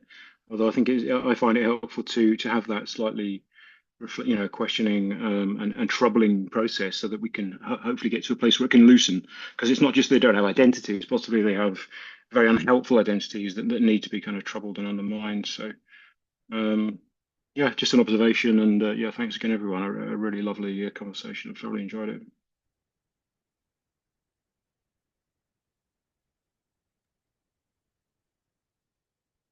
If no one, I can just say yes. I fully agree with your point, and I can also, I guess, basically everyone probably can relate to what you just said from their own experience. And that's a dialectical moment that whatever they can whatever Hegel's philosophy is about is somehow similar, right? This idea that that yeah, this aphorism that you quoted is I think perfectly accurate. And yeah, so that's why I also think, right, the identity is not really something we can just not have. Yeah. I mean, I had a thought about that as well. I think that in my book, I talk about, its emulative identity, I think, arises from a kind of illusion. And I often use teenage years as an illustration of the illusion, where everybody else seems to already be somebody, and you are trying to figure out who you are. And yet all of the teenagers are feeling this, right? And the illusion is simply one of perspective. You see your own kind of unformed inner turmoil, and everybody else is presenting this kind of confident air of already being determined into something. But then what happens later in our life, I think, is that you go through a series of embarrassments, basically. You realize that the things that you're trying to present, never quite work. You never quite end up appearing the way that you thought you did. The things you take pride in. There's something that I think in Ladelle's book, she says, we individuate and express ourselves through the choices we make, and we take pride in that. But as you get older and older, you realize how ineffective you actually are in making these choices. And so slowly by slowly, I think we do generally find our way to genuine pretending. It just takes some longer than others. Yeah, I think the developmental perspective is important too in thinking about my notion of dependent belonging, because I think for adolescents and young adults, dependent belonging is something that they need to get free of for in some limited ways for some period of time. And I think that's one of the reasons why existentialism is often very attractive, and libertarianism, unfortunately, is often very attractive to young people, because it's a way of breaking ties that need to be broken or loosened at that time of life. So you might see some of what we've been critiquing as identifying practices in that period of life, and maybe other times of life for many of us too, as a not so much identifying for the sake of identifying, as breaking away from a set of structures or connections that were confining in order to become related in a community or in the world in some other way, but it tends to be discussed and lived through, I guess, in this society as an issue of identification.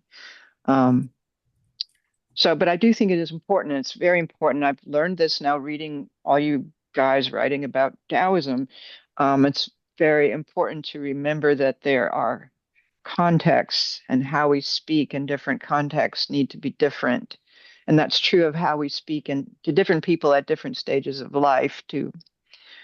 So thank you, Nigel, for your comment. I think it's really valuable. Thank you.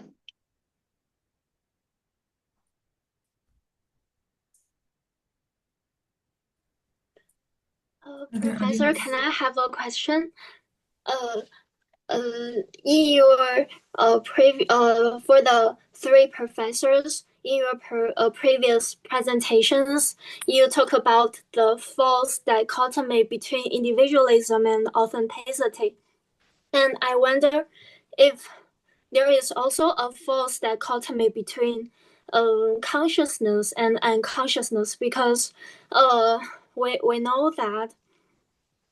So if we consciously practice Xinzhai amplifying our heart mind to achieve, how to say, to respond to enact a proper and a timely response to our current situations, to embrace the presence. To embrace the present me as according to the current situations. And we also know that if we keep practicing for same if we keep practice one set of action, actually it can form into like body memories, and it seems that a set of conscious practice can later transform into unconsciousness response when we later encounter with a similar situation. So we know that it is important to consciously focus on the present, to embrace the present me, and we know the importance of the consciousness. Then how about the unconscious part to the identity issues? I hope I make my question clear. Too nervous.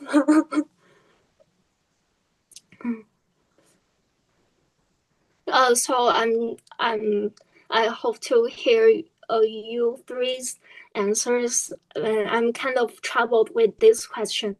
Yeah, thank you. Okay.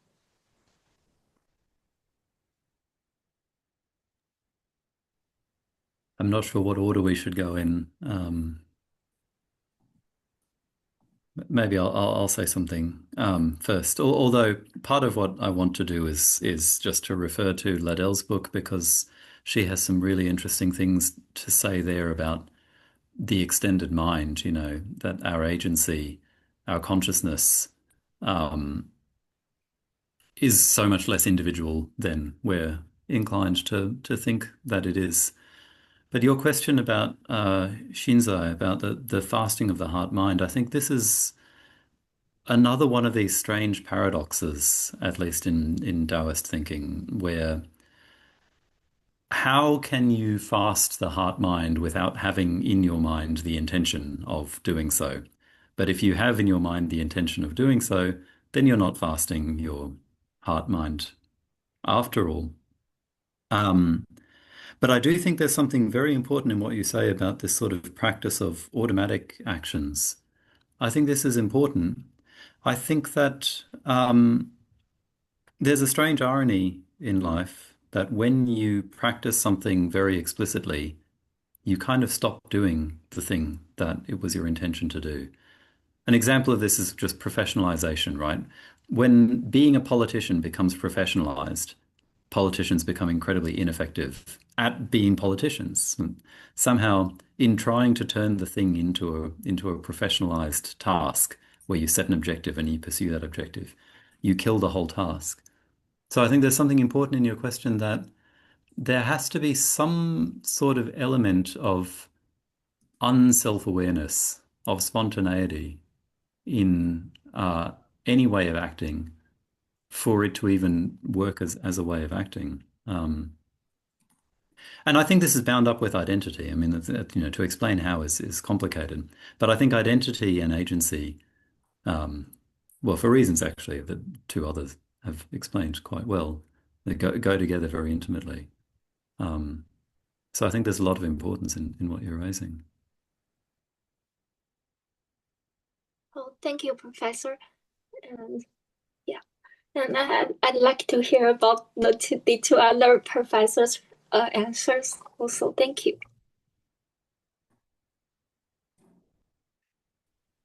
Yes, hello, Wendy, by the way.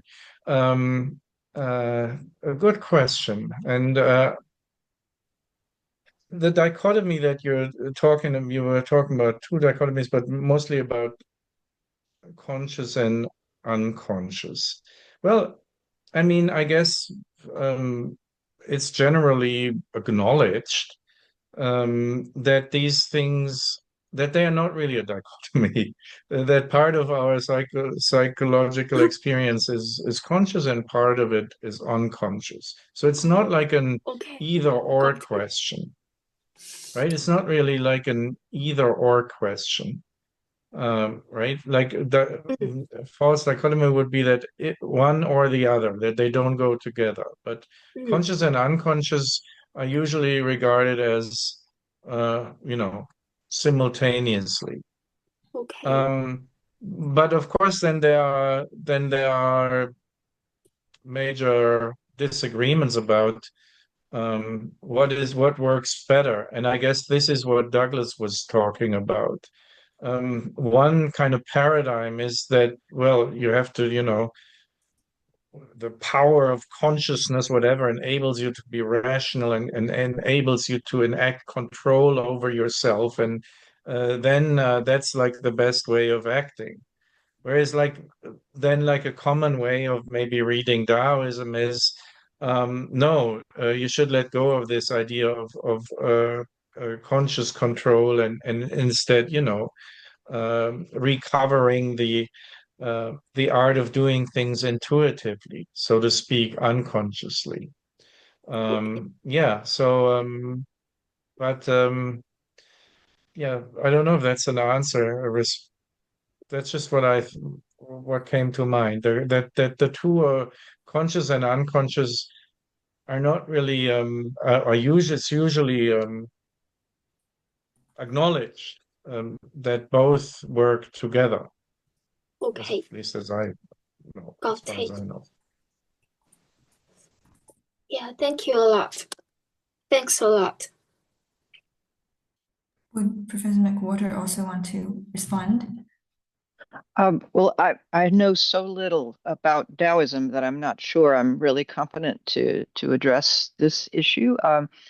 I also I'm not completely comfortable with the notions of consciousness and unconsciousness, although I use those terms sometimes. I prefer to talk about just different levels of awareness and sometimes, of course, lack of awareness. But I'm not sure that's very helpful for you, Wendy, but thank you for your question. Oh, thank you, Professor, for your mentioning of the different level of awareness. Maybe later I will research more about this. Thank you. Thank you for the question, and thank you for Professor's answers.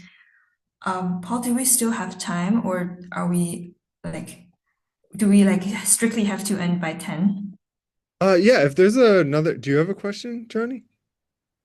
I actually have one. Yeah, that would go for it. And then I think let's make it quick and I think we'll be okay. Yeah, I have a question. So when it comes to like destructing agency, teleology, and all that kind of boundaries and enforcements that comes with identity, I understand it that we are actually trying to release some kind of genuine power of life, genuine like love of life, or embracing whatever that comes when we get rid of all these enforcements.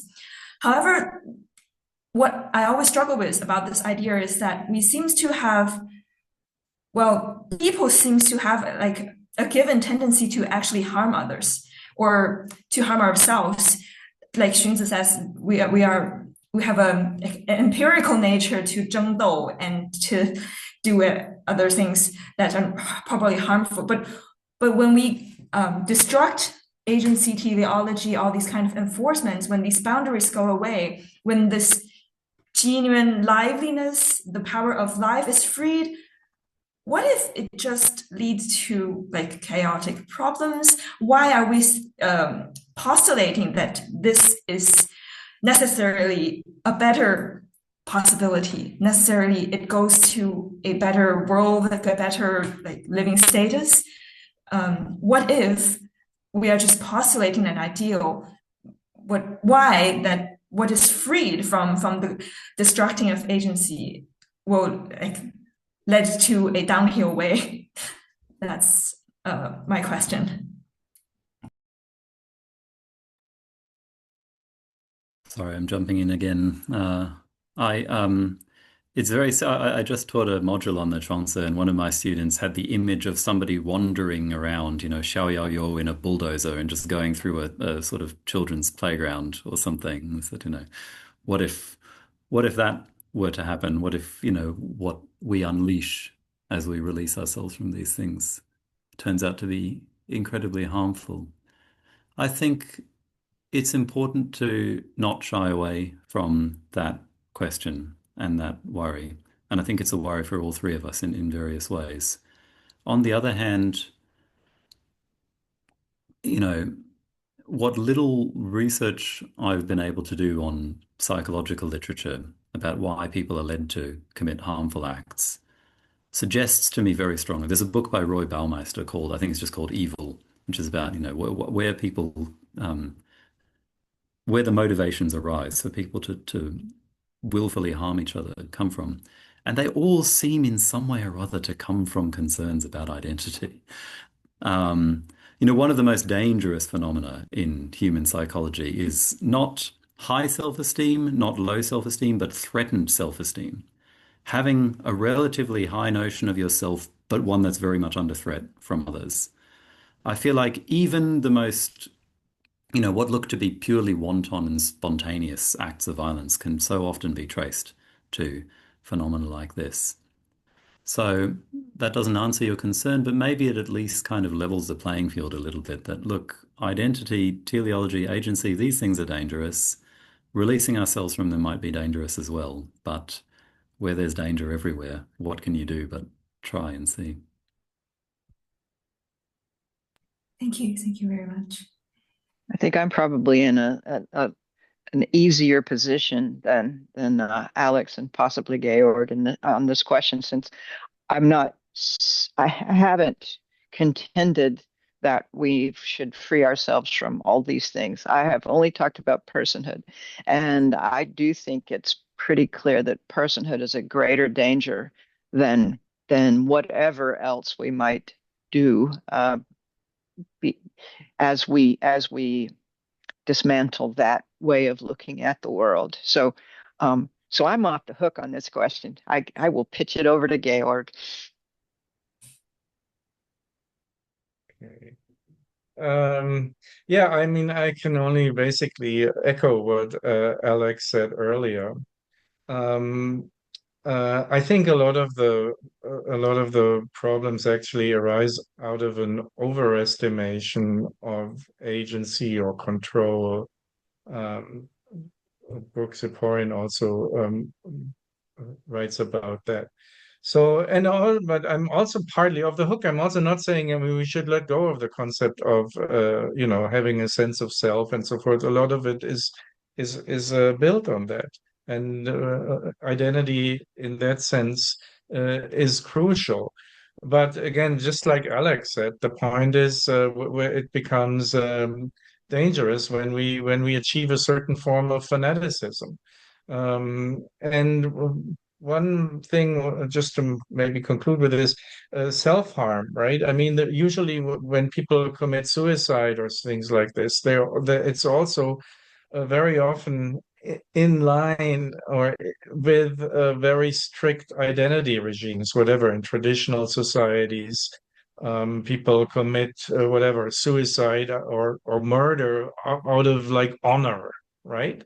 Honor killings of oneself or of others, and so forth. So it's just like it's a matter of not going to the extreme. Thank you. Could I add, sorry, I forgot one important part of my, I have another answer, which is, if your goal is to escape, agency, identity to some extent, and if it's true, as I've said, that the only way to escape that is to be influenced by as many other people and things as possible, then what you want around you is diversity and, others who are different from you to be nourished and comfortable and able to all exert their wonderful, diverse influences upon you. And so, it just doesn't seem like you would really be pursuing the goal recommended if you were going around and harming or suppressing or killing or restraining others. Yeah, sorry, I just thought I forgot to add that. So thank you so much for the question. I think it's a wonderful question. Thank you for your responses. Do I have, can I do a follow-up, or do we are totally out of time? Paul? Maybe just really briefly. Okay. Aside from harming others, there is another direction that I kind of worry about, that is just doing nothing, because there's another direction that is, to put it more simply, I just want to look at my phone and lie on my bed and stop pursuing these teleological goals that drive me to maybe a more creative or novel status. I would like to stay as I am now, or do those sliding down, lazy and stop doing things kind of things. When I discuss with one of my colleagues about this idea of destructing agency, her problem is, she says, I think my nature is just to go back home and sleep. I don't want to do anything else than be comfortable. How do you justify letting go of every enforcement normative things, and our world still will be creative, will be in that sense. Sorry, I hope I've expressed myself right. I want to hear your responses.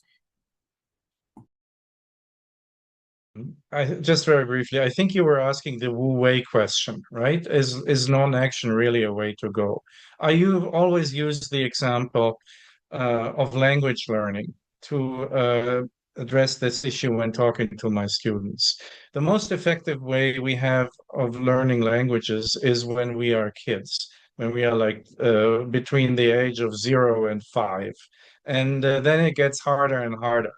So I think this is the Taoist idea of Wu Wei. It doesn't mean not doing anything or tang ping or lying flat or whatsoever. It just means doing things in the most effective way, which is often not, I don't like this word, spontaneously, but it's a run, right? Rather than intentionally. And the point is that there are a lot of things that in a zirana way are actually done more effectively and more powerfully than in a not zirana way.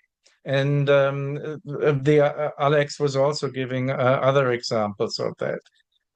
So the point is the opposite. It's not at all doing nothing, but doing things in the most effective and most kind of in the most effective way. That's it. Yeah, and I think I would go even further and say if your friend's inclination is to lie down and sleep, then go ahead. I mean, nothing is a relative term. We say that people are doing nothing, but we're judging that by our standards of what it is to do something.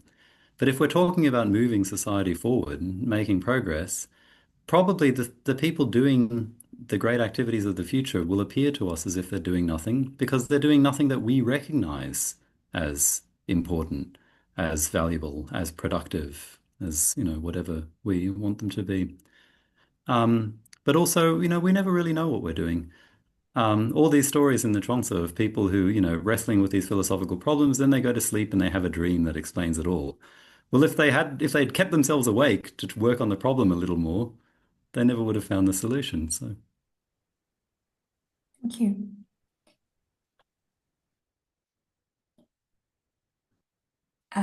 Paul. Oh yeah. So I just wanted to thank everyone. I think this has been honestly one of our best roundtables for sure. Also because I'm interested in the topic. But yeah, thank you everyone. I think it's been really great. And I hope everyone else enjoyed it as well. So I'll end the recording here.